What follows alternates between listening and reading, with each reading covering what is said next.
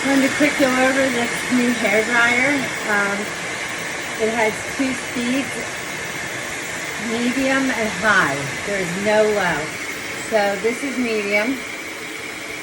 It is pretty powerful.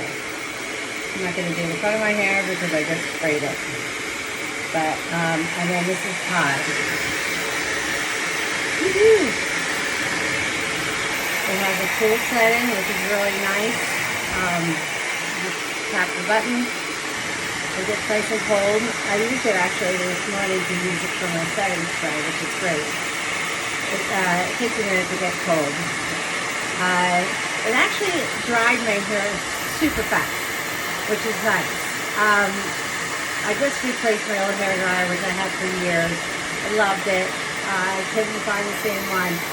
This one had great reviews, that's why I went with it. It actually lived up to its reviews. Hey guys, I just got this one and I have to say I'm very, very happy about it. I had many different ones before, but this one is pretty cool. I'll show you first of all how it works.